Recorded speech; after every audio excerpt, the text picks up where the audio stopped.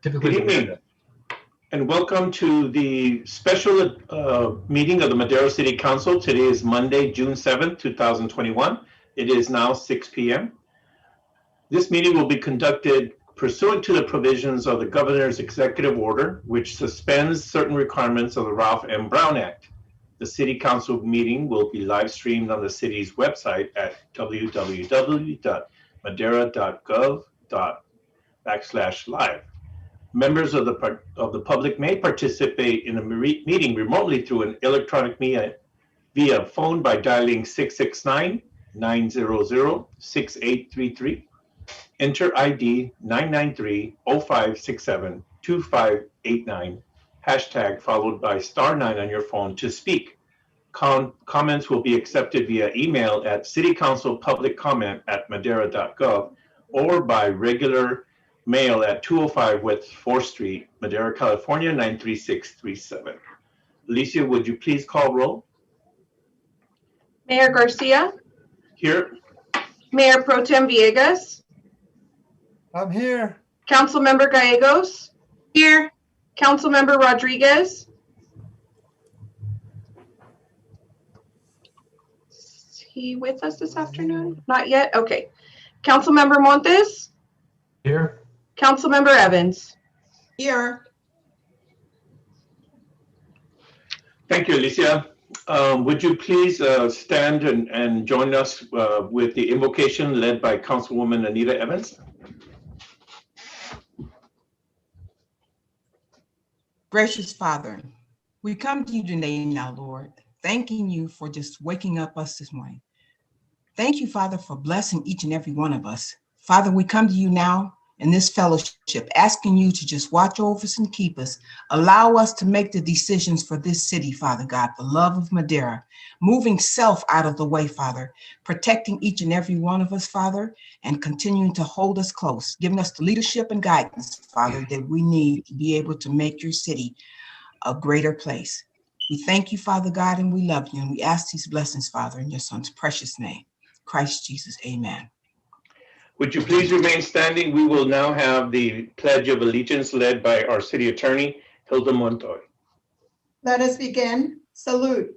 I pledge allegiance to the flag of the United States of America and to the republic for which it stands, one nation, under God, indivisible, with liberty and justice for all. Thank you, Hilda. We will now move on to the approval of the agenda. I'll ask my colleagues if they have any questions or changes to the agenda. Hear none, seeing none. Alicia, would you please call the roll? I'll need a motion. Need a motion. Motion, Mayor. I'm getting ahead of myself. Can you tell I'm going to get this done early? As presented. I second. Who was the first? Cece. Councilwoman Gallegos. Okay. I'm sorry. And Ms. Evans? Yes. Second? Yes. Motion to approve the agenda by Councilwoman Gallegos, second by Councilwoman Evans. Alicia, call the roll, please. Councilmember Gallegos? Yes. Councilmember Rodriguez? He's absent. Councilmember Montes? Yes. Councilmember Evans? Yes. Mayor Pro Tem Villegas? Yes. And Mayor Garcia? Yes. Motion passes with a five yes votes, and for the record, Councilmember Rodriguez is absent. Could someone text Mr. Rodriguez? Yes, I'm doing that now, Mayor. Right now. Okay, Mayor. Thank you very much. Thank you very much for that. We will now move on to item A, public comment. Members of the public shall have an opportunity to address the City Council regarding matters on this agenda at the time the agenda item is called. Speakers should limit their comments to 3 minutes. Lisa, do we have any public comment at this time?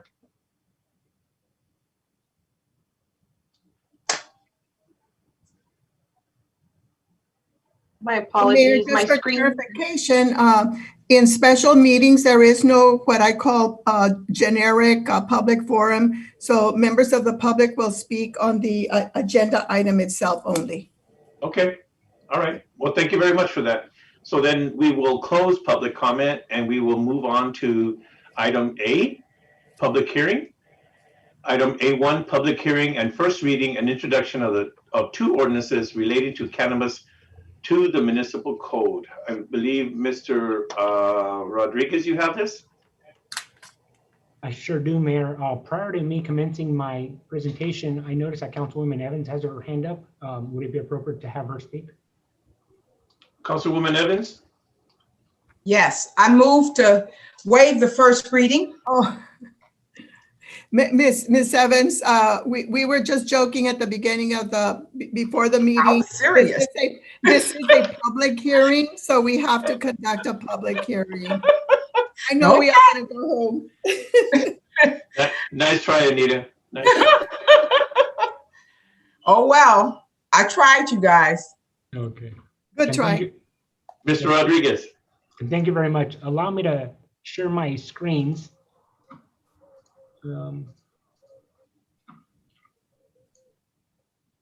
Looks like I just lost counsel.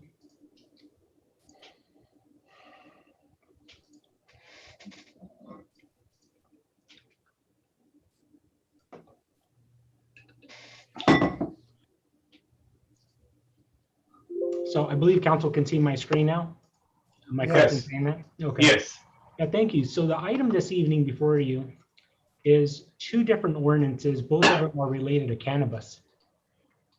So the first ordinance that was provided in your packet is an update to the city's municipal code. And that update is specific to the zoning code, which is Title 10. And so we'll go into some of those details shortly. The second component is what I would refer to as the regulatory ordinance. And that's an update to both Chapters 4 or Title 4, as well as Title 6 of the city's municipal code. So again, there's two ordinances, one specific to the zoning code, and then one specific to Title 4 and then Title 6 of the municipal code. For way of background, and I understand that most council members are fully aware of the background of this item. However, for the benefit of some of the community members that may have not had the benefit of being here at the time, this item goes back to about a year or so now, when council at the time directed staff to place this item on the agenda. I'm sorry, on the November 3rd general election ballot. At the time, the city retained David McPherson of HDL, who's with us this evening. We did put that on the ballot, commonly referred to as Measure R.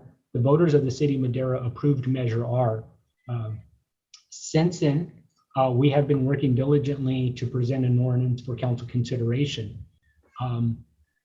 The other item worth noting is that updates to zoning codes relative to cannabis are currently exempt from the California Environmental Quality Act, commonly referred to as CEQA.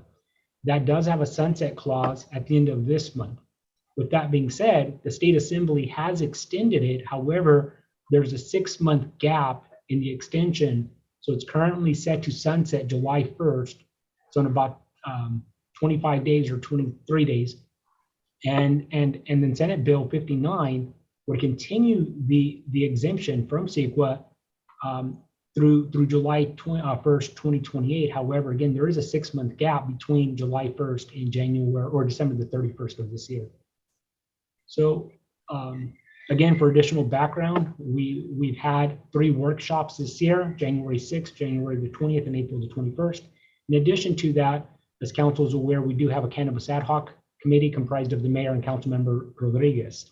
We've met on multiple occasions and we've discussed some of the merits of the ordinance itself. So again, the first ordinance that I'll be talking about this evening is going to be the zoning ordinance. The zoning ordinance was presented to your planning commission at a special meeting on May the 24th. The planning commission has recommended a council approval of the ordinance, and there are no changes to the proposed ordinance this evening in comparison to what was presented to the planning commission. So staff is recommending that retail sales be allowed in the C1 and the C2 zone districts. That would be the light commercial district and the heavy commercial district, both of them by right.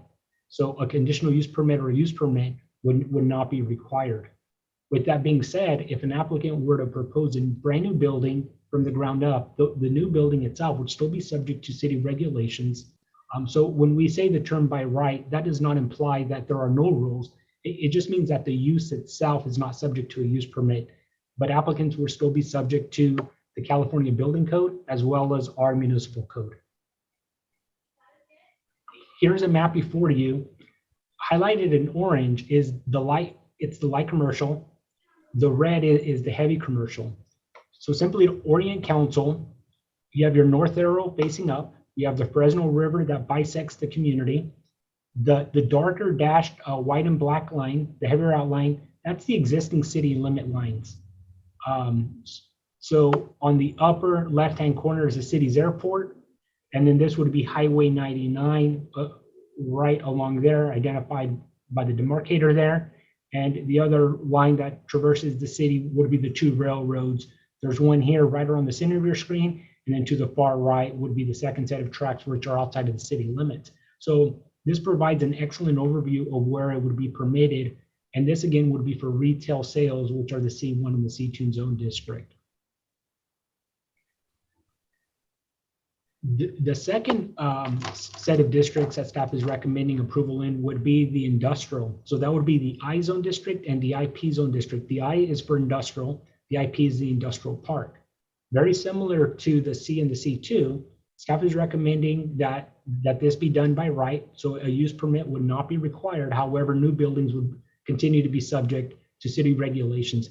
And even if someone were to go into an existing building, it would still be subject to certain criteria. For example, this does not exempt the operators from not being subject to business license, to fire clearances, to code enforcement. So that component is still required, but the use itself does not require a use permit.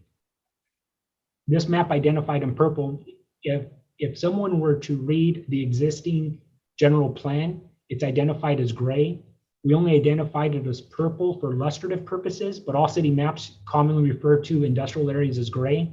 The reason we did it in purple was to simply highlight the areas because it blends in so well with the other colors. It was very challenging to differentiate between the gray and the black and white. So again, for illustrative purposes on this map only, it's in purple. One can see on the southeast quadrant of the community, southwest part of the community, this would be the area around Pierce County Country Park. So you have the area right to the south where EVACO's at. And then you also have Freedom Industrial Park. And then you have the Pine Street Industrial Development.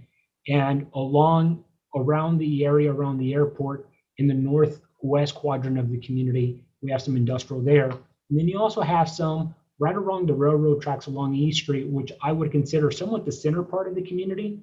You have some industrial zones in there as well. At council direction, staff has included a vertical integration component within the industrial districts. This would be the I and the IP. Council may recall at the last meeting, which was April the 21st, there was a discussion about allowing vertical integrated cannabis uses in the I and the IP. So staff has included a language in the draft ordinance that a vertical integrated building can do retail sales so long as they have a minimum of 20,000 square feet of cultivation area. And on top of that, they have to have a minimum of 3 non-retail cannabis permits in the city of Madera.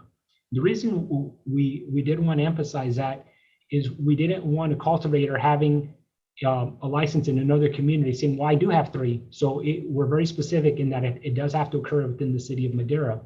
The logic behind this is if you have a cultivator that has a minimum of 20,000 square feet, they would also have the ability to obtain the retail sales. The reason that we wanted to emphasize this is council may recall from previous direction, council has discussed allowing up to 8 retail sales on a merit-based system. However, if it's a vertical integration and an applicant were to meet the minimum thresholds identified this evening, they would not be subject to the 8. And so again, simply to show that once again, this is the same map you saw that you witnessed a few minutes ago. So this shows the industrial. So if an applicant were to have a minimum of 3 cannabis permits, And one of those three being a minimum of 20,000 square feet of cultivation, they would also have the ability to obtain a retail license. And they would not be counted against one of the 8. And if you, here, we've combined both the industrial and the commercial. So this provides an excellent overview of the different areas where cannabis could potentially be permitted, both retail sales, industrial, or in the industrial, the vertical integration. The second ordinance before you this evening is the regulatory ordinance. The regulatory ordinance, the first 41 pages or so, the first 42 pages that are included in your packet have to do specific with cannabis and the different regulations that it applies to. The very final 2 pages, or the final page or so in your packet, which is about page 42 or 43, that has 2 other sections that we're also proposing on updating, and that's cleanup language. There are 2 places in our code that one of them we have to repeal, that discusses that cannabis is not permitted in the city. That section was adopted a number of years ago. So we do have some cleanup language there, repealing one section. So our code will no longer say that the city does not permit it. The other section simply indicates that a cannabis business does have to get a business license. But for the most part, the entire 43-page document is the regulatory ordinance. So what that does, it would outline and codify the process for obtaining a permit. This includes the initial application, the permittee selection process, how does the renewal process work, the revocation process, and what happens if a cannabis business attempts to transfer the sale of the license from one owner to another or a corporation. A couple of things worth highlighting, that the applications themselves will be reviewed under the procedure guidelines and review criteria. Given that's a mouthful, I'll simply refer to them as the guidelines for right now. The guidelines are still being developed and they are not being presented this evening. The guidelines will come back to the council at a future date. And at that point, staff is going to recommend that the council adopt those via resolution, not an ordinance. So the process itself, how it's outlined in your staff report and in the ordinance, is that there's going to be an initial submittal by applicants. There'll be an initial screening. And at that, at a minimum, staff will be reviewing the company background, zoning, evidence that the applicant has authorization to use the building, and some form of community benefit component. That screening will be done by staff and more than likely a consultant, for example, HDL. We will go through, we will screen the applications. After that, those that meet the minimum thresholds that are going to be established by the guidelines, we will have a community meeting. At that community meeting, we'll solicit feedback from the community. That is going to be a public noticed meeting, and that meeting will be led by city staff as well. A couple of other things kind of worth mentioning that are also as part of the zoning verification component is the location criteria. So a few minutes ago, I provided several maps that identify where things are permitted, but I would not be a good bureaucrat if I didn't tell you now I have to eliminate some of those areas. And so for that, there is some state law that discusses the 600-foot buffer rule. That's a guideline, and a local jurisdiction can go beneath that.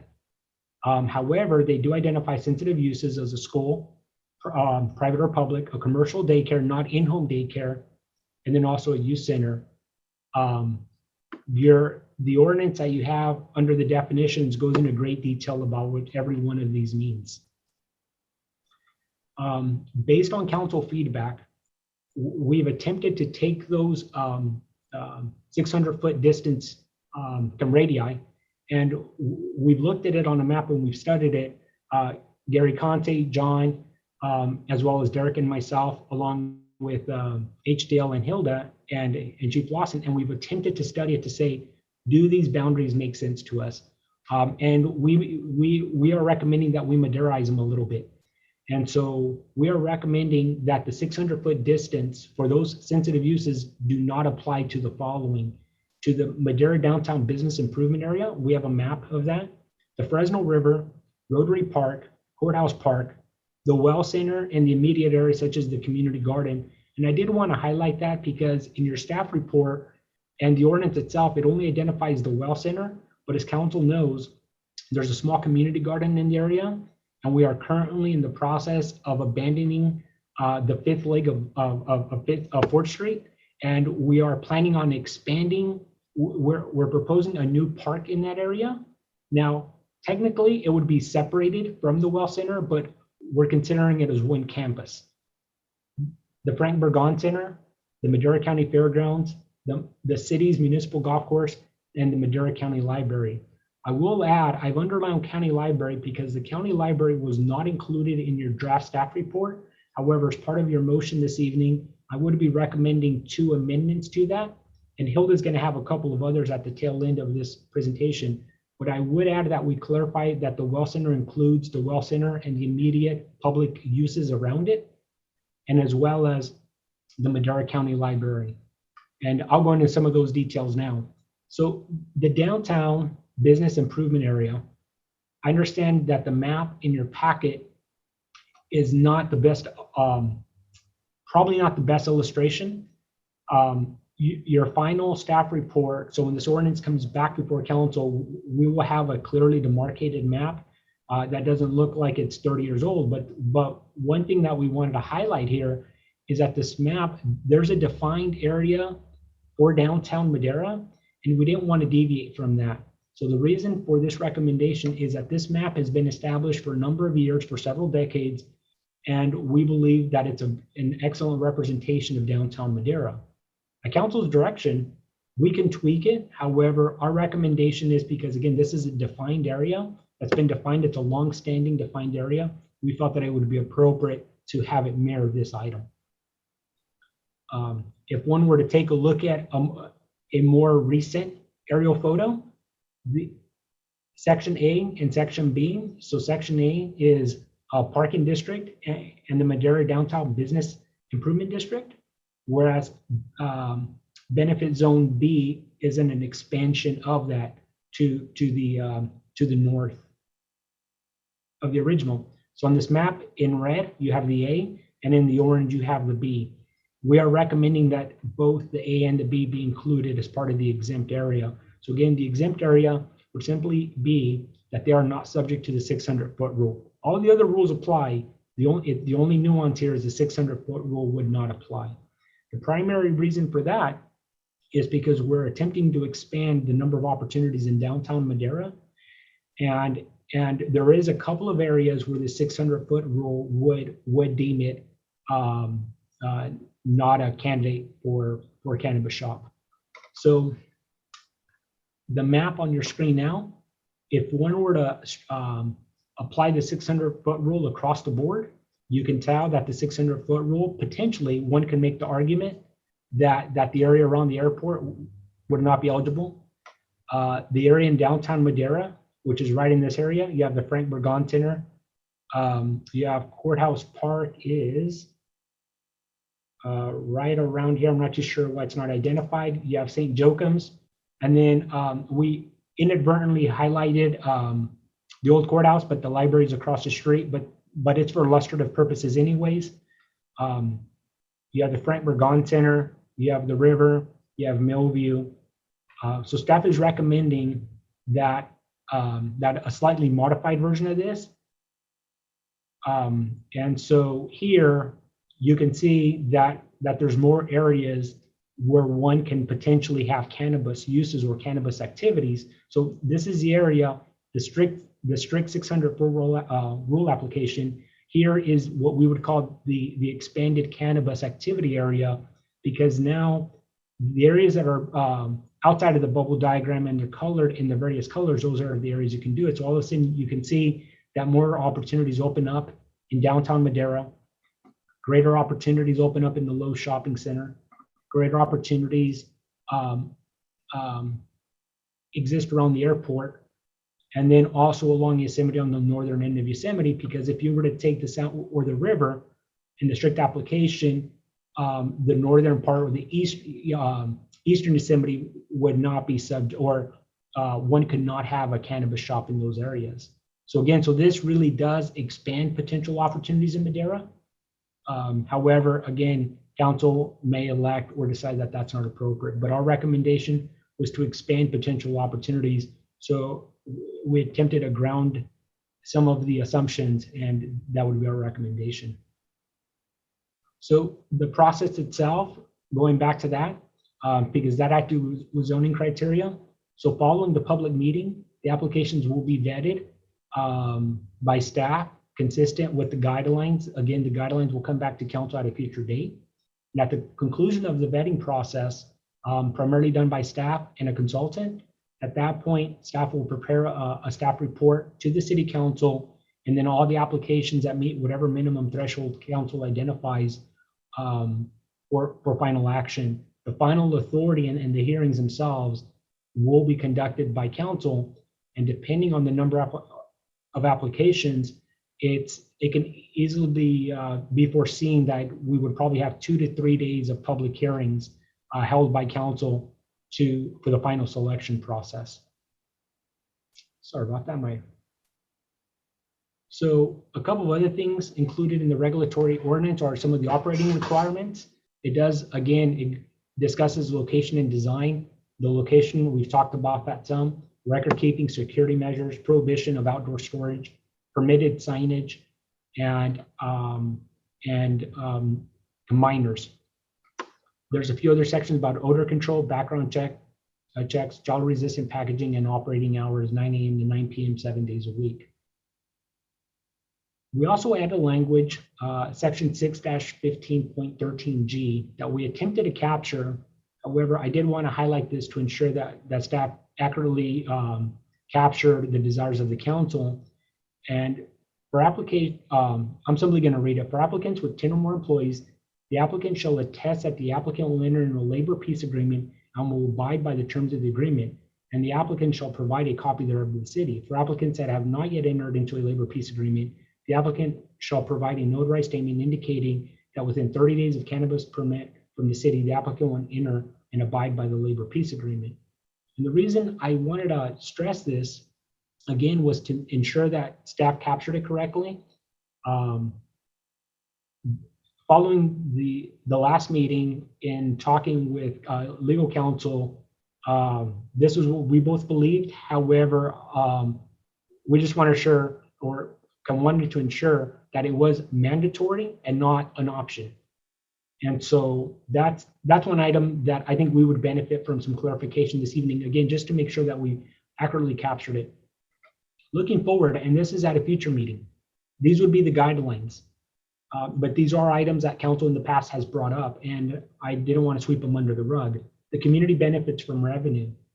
That's not included in your packet this evening, and it's not on the table for discussion. The local hire preference, we've talked about this a little bit. However, any local hire preference, we would recommend that we include as part of the guidelines. The total number of retail outlets, we've talked about the number 8. That the ordinance before you this evening does not discuss this. Again, that would be part of the guidelines. The number of social equity retail outlets, again, part of the guidelines. And the procedures and the scoring criteria and the minimum thresholds for advancement, again, that would be part of the guidelines. And again, all of these items would be part of the guidelines and are not codified in the ordinance. So with that being said, staff is recommending following the city attorney's recommended edits. And again, Hilda has a couple of typos that she caught over the weekend. And then also the 2 edits that I would recommend: one, to include the library as part of the exemption, and then also to expand the definition of the well center to accurately capture both the well center and the community garden and the future pocket park that will be before the council in the near future.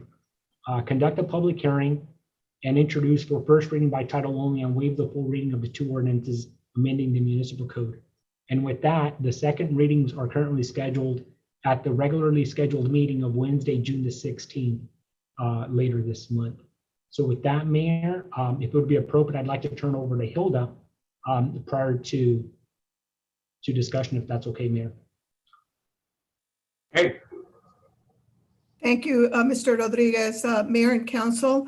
I just want to go over a couple of things. First of all, your city manager, Mr. McPherson, and I spent a lot of time on this ordinance. And over the weekend, I said, I'm going to read it one more time. And of course, I found a number of typos and grammar problems. And those are clerical, so we're going to fix those before your next meeting. If this is introduced tonight, they would be embedded in the ordinance for adoption. However, for the record, I do have to note some other clarifications. First of all, on section 6-5.13B, those are the guidelines, the procedure guidelines and review criteria, that section. And Hilda, if you don't mind, sorry to interrupt, but I just want to recognize that Council Member Jose Rodriguez has joined us. thank you, Mayor. Go ahead, proceed, Hilda. So Mr. Rodriguez mentioned the labor peace agreement language, and I do note that that needs some clarification. What we attempted to do there is to basically mirror the language from state law. State law requires this, but the threshold is 20. And our understanding of your direction was to reduce that number to 10. So the attempt was to mirror the language from state law, but there were some words missing. So I want to correct the record and read the correct section. So it should say, for applicants with 10 or more employees, the applicant shall attest that the applicant has entered into a labor peace agreement and will abide by the terms of the agreement. And the rest is the same. So basically noting that the person that they have entered into one and do so by a notarized attestation, and the California Department of Public Health has a specific form that they would fill out and notarize for that purpose. So that's one. And sorry too, I forgot to mention to my landlord to keep the AC on, and they turned it off. Okay, under 6-5.16B, the approval of a new use, and we're adding the words under the zoning ordinance shall terminate all rights, etc.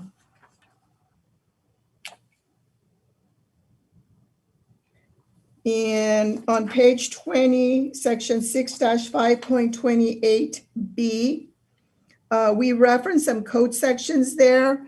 And this is a 43-page ordinance. It can get unwieldy, and there could be further amendments later on. So instead of referencing the code sections, we deleted the codes. We're recommending deletion of those code sections and just say, according to the procedures used for the existing application and for renewal of applications.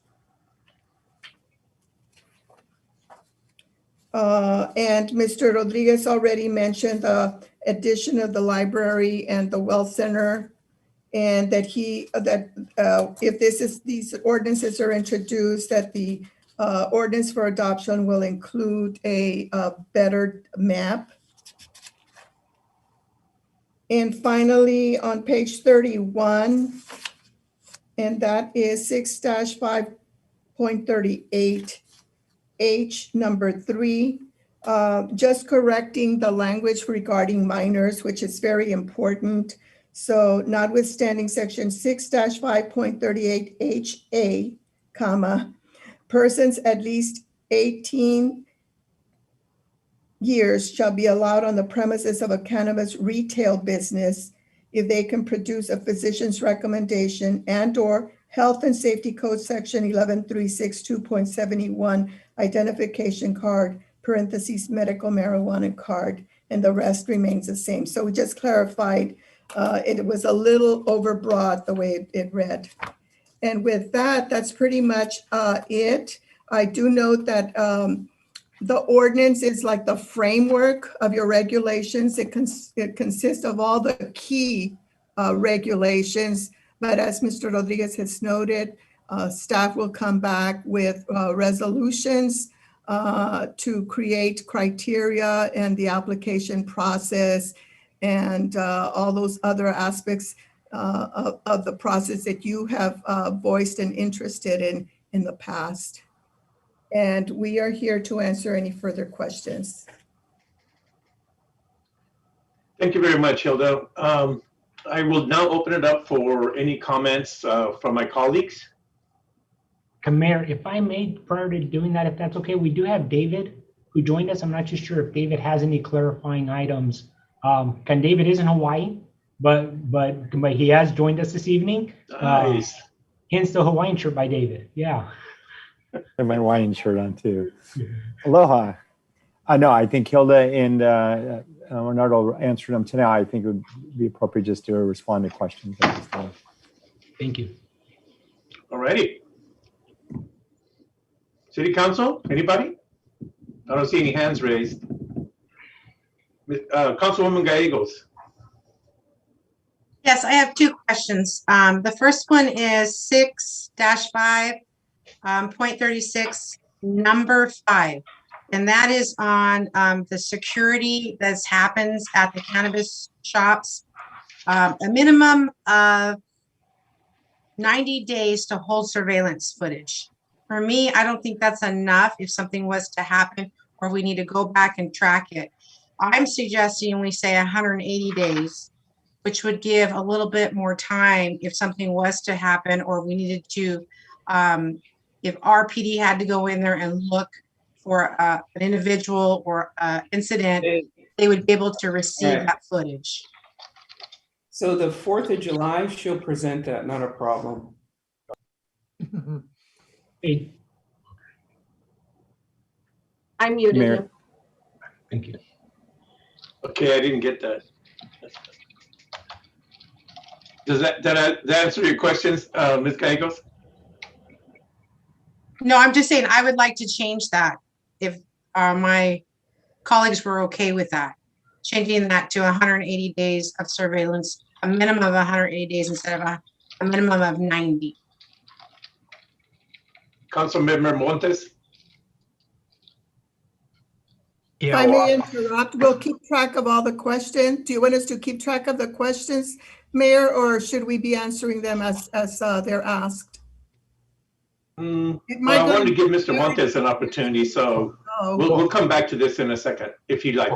Well, I think Councilwoman Gallegos has another question, and this was regards to this. So I wanted to basically ask the staff if they can address, I think this would be partially for Mr. McPherson and our chief, how we came upon the 90 versus 180 or just the 90. So I can respond to the first part of that. So state law requires the 90 days. So that's why we have it on there. And the other part to keep in mind is that to hold a surveillance for a longer period of time is very costly, significantly costly to hold that kind of data digitally for the businesses. And it could get in the thousands of dollars a month beyond that.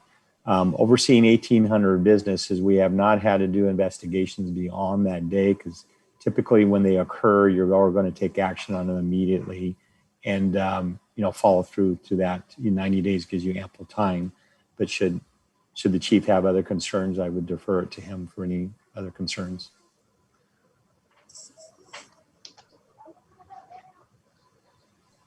So it looks like the chief is probably on another call. Let me see if I can get a hold of him.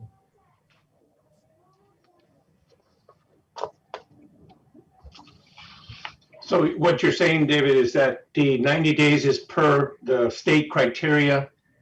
And second, it would be costly to keep the records for longer than that. Yeah, the industry has indicated, and we've looked at it from looking at security contracts, that to hold that kind of digital information, it's in the thousands of dollars to maintain that information. Cece, do you want to adjust your idea? Well, the chief's back. Sorry. Had a phone call. What was the, on the video, the holding of the video? Can you hear me? Yes. Yeah, chief. So right now, the draft code indicates that that an operator has to hold a video for a minimum of 90 days. Council has inquired if it would be appropriate to do it 180 days rather than the 90 days, and hopefully I captured that correctly, Councilwoman Gallegos. Yes. Yeah, so my sense is always the longer you can hold on to it, the better. You don't know what may have occurred in 90 days. With 180 days, that just gives us a little more time to go back and capture something if something did occur, or we're looking into something at one of the shops. Who knows? As long as you have that extended period of time, it is more beneficial.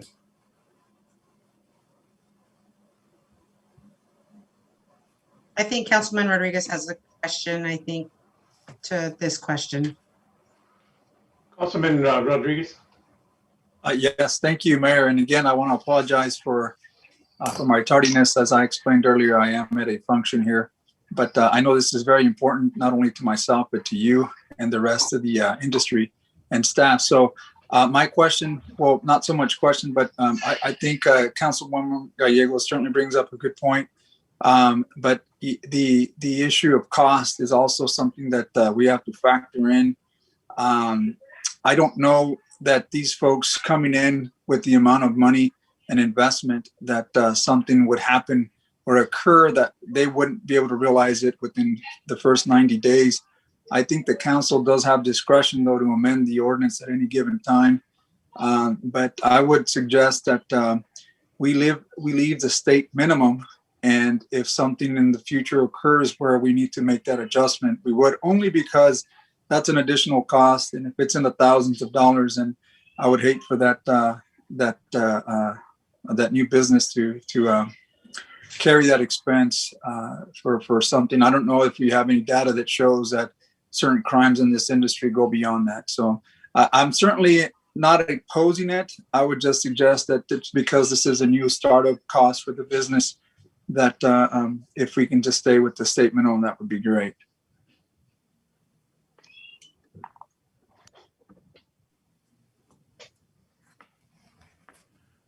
As far as I'm concerned, I'm good with the 90-day period. I believe that's a reasonable amount of time, and it would not incur extra costs. So I would like to see us keep it at the 90 days, and if necessary, we can always adjust it later. I'm going to recognize Mr. Montes and then Mark. Yeah, so I would also be in favor of keeping it at 90. I do greatly respect Councilwoman Gallegos and the chief and understand their concerns. But a lot of the stuff that we've done, we want to measure the impacts of some of the smaller operators as well. That's been a concern. It's going to be a greater impact on the smaller, maybe local operators that want to come in. And if we raise just the cost of doing business by thousands of dollars a month, we might price them out of the market. And that's something that I think council, wants to encourage local business ownership, and it doesn't have to be, maybe smaller operators as well. So that's why I'd be in favor of staying with the 90. Thank you, Mark.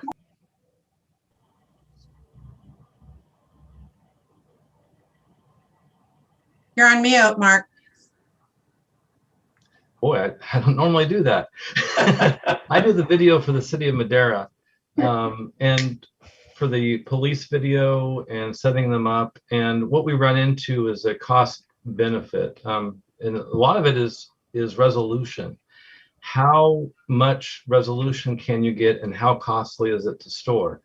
For example, a 700 by 700 will cost a certain amount, whereas a 1400 by 1400, it doesn't double, it quadruples. And a 28 by 100 by 2800 will quadruple that, or be 16 times your 700 by 700. So the better quality video, the orders of magnitude for storage costs, and the number of cameras. I haven't really pulled any video that has been older than 90 days in the last 3 or 4 years. In the last 3 years, typically we will pull the video and we'll hold it or put a lock on it, but we typically know within the first 90 days if there's an issue. I would have to defer to Dino on if that would change for cannabis. I mean, if they're going to be looking at long-term, who's coming in regularly, because that would be a plus side to storing it 180 days. But as far as any event that happened, you'd probably want a narrower time frame and a lot better resolution. But if you're looking for long-term history, you'd want or surveillance, you'd want 180 days. So I'll turn it back over to you. Yes, City Attorney Hilda? Just on that section that references the 90-day period, also speaks to the high resolution that would be required to ensure that you're not going to get blurry and recordings that are just not that you're not able to use if you have to prosecute. And then the other thing would be that I was just going to mention also, I think it's mentioned now, the social equity outlets that would have a bearing on them as well. Thank you. Thank you, Hilda. Thank you, Hilda. Mayor, I just want to put it on record that that's my suggestion. I'm seeing that my fellow colleagues don't feel the same way. So thank you for that. I'll move to my second question, 6-5. 32, and that is the 600 feet from a school that is state mandated 600 feet, but for alcohol and tobacco, it's 1,000 feet. However, our planning commission unofficially applied 1,000 feet considering these C stores, which they don't really have a say. Council is the one that's going to have the final say for that. I just want my colleagues to be aware of, I'm not comfortable with 600 feet. For my constituents, when we're asking alcohol and tobacco to be 1,000 feet away from a school or a youth center or a daycare. So I just wanted to put that out there on record also. Thank you. I don't see any more hands raised. Alicia, do you have any public comment on this issue? Yes, Mayor, I do. I have 4 public comments. They were received via email. I'll read the first one from Marilyn DeLasia. I would like to address you all here publicly. My name is Marilyn DeLasia, and I am one of the representatives for Mainstream Medicinal Club. I would appreciate it if you guys consider adding 2 more equity slots positions for the dispensary permits that will be available in the future. Right now, I believe you are considering 8 total, 2 equity and 6 regular permits. Please consider either 8 total, 4 equity and 4 regular permits, or 10 total, 4 equity and 6 regular permits. I feel adding more equity slots gives a better opportunity for local business and local business owners to get a chance to get one of those permits. And this one is, the next public comment is from Rico Saldivar. My name is Rico Saldivar, partner of the In Progress New Cannabis Business we've recently named Mainstream Medicinal Club. I understand that today's topic is primarily focused on the zoning for legal cannabis in the city of Madera. As this is extremely exciting to see and hear of the progress being made for this industry in Madera, I would still like to bring up the topic of equity licenses. I understand that the current decision for the total licenses being issued is going to be 8, in which only 2 are equity-based for small business owners like myself and my partners whom will be applying for a license. It is a high concern to us that the limited amount for equity licenses doesn't give us much of a fair shot if there are multiple applicants for those 2 licenses. We humbly ask for you to consider adding 2 or more equity licenses on top of the current 8, or simply divide the current 8 so that either way will be produced a total of 4 equity licenses, giving small local business owners an even fair chance to acquire a cannabis retail license and business. Thank you all for your time and for giving an opportunity to be heard. The next comment is from George DeLasia. I'm born and raised Maderan and a local Central Valley business owner affiliated with Mainstream Medicinal Club. I would like to bring to the forefront the attention and need for an increase of 2 or more equity licenses. I feel that it is crucial to give us local residents a better shot at this opportunity. I would like for you to please consider allowing the split down the middle at 4 standard licenses and 4 equity. This is much preferred from our local opportunity standpoint, or the possibility of adding 2 more to the initial proposal, bringing it to 4 equity and 6 standard. We are in the precise think there's a misspelling here, of an amazing period for our community. I feel passionately that allowing this allocation or increase will give local residents a better fighting chance to create these wonderful opportunities so they may flourish and recontribute to our beautiful city from the inside. The next email was sent from Akram Kasim. Honorable Mayor and City Council members, I'm Akram Kasim, a local business owner that has been observing and watching the city's progress of allowing cannabis businesses in our community. I would like to applaud the council for the difficult decisions in moving forward with the cannabis regulations and being able to capitalize on the tax revenue that is anticipated to be generated once the cannabis businesses are in operation. Thank you for your perseverance and hard work. I would like my comments to reflect specifically the need for the following to be considered by the council in deliberating the cannabis ordinance regulations and also selecting the business that will get the licenses to operate the cannabis dispensaries. The council should consider dividing the cannabis dispensary license into two categories: A, established cannabis business, and B, local entrepreneur, Madera resident startup. The established cannabis business have marked advantage in this process as it is proposed in the ordinance to score in the above 90% range due to their experience in the preparation of applications. This essentially results in the local Madera residents and entrepreneurs trying to start cannabis business not being able to compete effectively and taking us out of the application process, which was the purpose of the vote last November, was to give Maderans opportunities in the cannabis industry. By separating out the qualified and verified local entrepreneur applications, the council can give a fair and equitable evaluation to us local Maderans. Number 2, consider allowing a total of 8 dispensary licenses, 5 local entrepreneurs, social equity applicants, and 3 established businesses.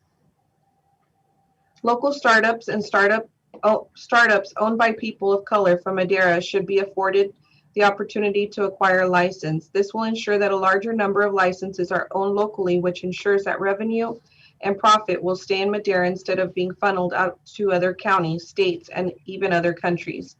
Number 3, the council should consider weighting the criteria in the merit-based portion to move heavily for the following: A, a community benefit plan; B, knowledge of the community needs of underserved and underfunded projects; C, accept the Madera Downtown Association recommendation and direct dispensaries to the Yosemite Avenue corridor; D, revitalization and beautification projects in the Yosemite Avenue corridor that are associated with dispensary options; and number 4, vertical integration. The council should consider allowing dispensary storefronts for applicants that have a vertical integration business model: A, cultivation; B, processing; and C, distribution. In terms of licensing, Madera has a chance to become the new standard to which other cities and counties can look up to and model their systems after. The cannabis business is notoriously difficult to enter because a handful of organizations and companies are trying to take full control. There is a lack of equity and equality, and there is a major lack of diversity. People of color and people who come from not so wealthy backgrounds have ran into a wall when it comes to the cannabis industry. Madera has the chance to put opportunity and strengths in the hands of Maderans. Thank you for your time and listening to my comments. And one last public comment, Mayor, and this is from Roman Gonzalez, a small business owner in the city of Madera since 2010. I would like to address today's meeting regarding zoning and the opportunity to be issued a cannabis license for retail. We have created a team of local community members along with small business owners. We have a newly formed state of California corporation called Mainstream Medicinal Club. Combined with our expertise is not only in cannabis, but as educated and experienced business folks. We feel very confident that we will have the busiest cannabis dispensary in the city. We know what the people of Madera are looking for, somewhat of an Apple store look with an urban vibe. We are from Madera and we have many relations with the community. The difference between us and other million-dollar companies coming from all over the world is that we will always be present and invest back into Madera. I'm requesting for all council members to either add 2 or more equity licenses or split the current selection in half. Why not give us homegrown business people an equal and fair chance in the selection process by adding 2 more equity licenses? We won't let you down, and thank you for your time. Thank you, Alicia. Time to catch your breath. That was a lot, but I thank the public for their comments. I do I do assure you that we are listening to your needs, to what you have. Arnoldo? Thank you, Mayor. During my presentation, I did not identify one letter that was attached to your packet, and that one comment was from the Madera Downtown Business Association, or Revitalization Association. I apologize for that. One thing that they've asked for is that there be a minimum of 2 retail shops in downtown Madera. Again, that was included in your packet. That is currently, that is not a stipulation contained in the draft ordinance. However, again, staff has attempted to expand the opportunities in downtown Madera. But with that, I'll turn it back over to the mayor. Thank you. Thank you very much, Arnoldo. Hilda? Thank you, Mayor. Just to clarify, the ordinance before you in 6-5.10 speaks to the ability of the council to adopt by resolution the number of permits that it will permit. So that will all be coming back under the review criteria, the criteria and the guidelines that Mr. Rodriguez spoke to at the beginning, and that's set forth in 6-5.13. So today we're not getting into the details of how many, only authorizing the council to do that by resolution in the future, as well as to set guidelines. And I just wanted to clarify that for the public. Absolutely. Thank you very much for that, Hilda. I do not see any more hands raised. Is this this is just a reading, Arnold? We're not going to take any action? You do need to take action. You need to, there's the recommendation on the agenda of the staff report. There are 2 recommendations, and they're set forth in your recommendation on your agenda as well as your staff report.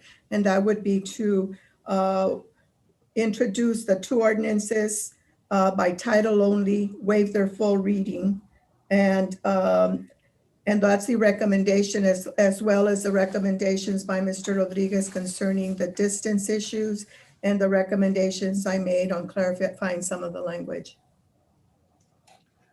Alrighty, so we've had public comment, we've had questions by the council. I will now, Mr. Jose Rodriguez, you have a question? Yes, Mr. Mayor, I'm gonna waive further reading and adopt the 2 ordinances presented before us, and also the distancing issue that Mr. Rodriguez had mentioned. So I'd like to make that motion. Do we have a second? And the Second, clarifying language, Mr. Rodriguez, too? You were probably not here for the clarifying language.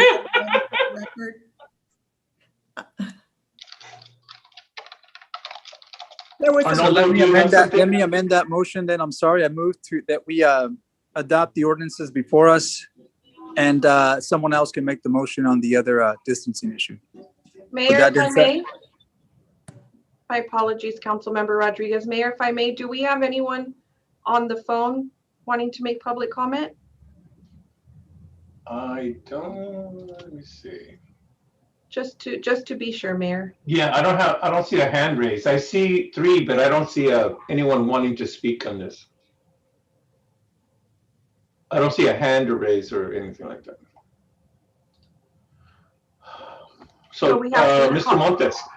Oh, yeah, I wanted to second Councilmember Rodriguez's motion, but I think just for clarification, that was with the clarifying comments that Attorney Montoy also mentioned with some of the language and some of the clerical errors, right? Councilmember Rodriguez? I'm sorry, Councilmember Montes. Can you repeat that? I said I wanted to second your motion, but I think you wanted to amend the motion to include some of the clerical errors that our attorney Hilda Montoy laid out and said that she wasn't correct. If you'd like to make that motion, Councilmember Montes, I'll second that motion because I wasn't here from the beginning. So please, if you'd like to do that, then I can rescind my motion and you can make that motion. Okay. I have to read the recommendation again. Okay. So I make the move that we approve the zoning ordinance amending sections 10-3.802 and also the regulatory ordinance with the corrections for distancing mentioned by City Manager Rodriguez and the clerical corrections mentioned by Attorney Montoy. Does that cover everything? Thank you. And I'll second that. Does that cover everything, Hilda? Yes, except there were clarifying corrections. Clarifying corrections. My apologies. Motion by Councilmember Montes and seconded by Councilmember Rodriguez to approve A1 with the additions and corrections. Alicia, could you please call roll? Councilmember Gallegos, Yes. Councilmember Rodriguez, Yes. Councilmember Montes, Yes. Councilmember Evans, Yes. Mayor Pro Tem Villegas, Yes. Mayor Garcia. Yes. Motion passes unanimously with 6 yes votes and 0 no votes. Thank you very much, Alicia, for that. We will now be moving into closed session. Thank you all who had attended today's meeting. Have a good evening. And Hilda, could you take us to closed session, please? Thank you. Bye, David. Enjoy Hawaii. Mahalo, everybody. Yeah. Bring back some Closed coffee. session, Conference with labor negotiators, Government Code Section 54957.6. Agency representatives Arnoldo Rodriguez and Wendy Silva. Employee organizations, General Bargaining Unit, Madera Affiliated City Employees Association, Mid-Management Employee Group, Madera Police Officers Association, and Law Enforcement Mid-Management. Thank you very much and good night.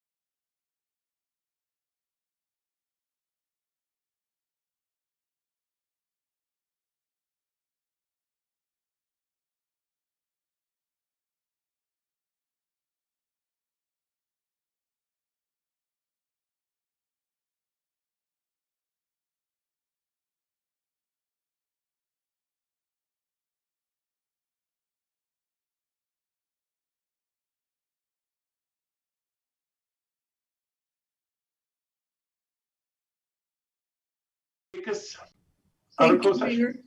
The city council met in closed session for the agenda item. Councilmember Rodriguez was not present. No reportable action. Thank you very much, Hilda. The time is 7:23 and this meeting is now adjourned. Thank you very much for participating and we'll see you all soon. Have a good night. Good night. Good night.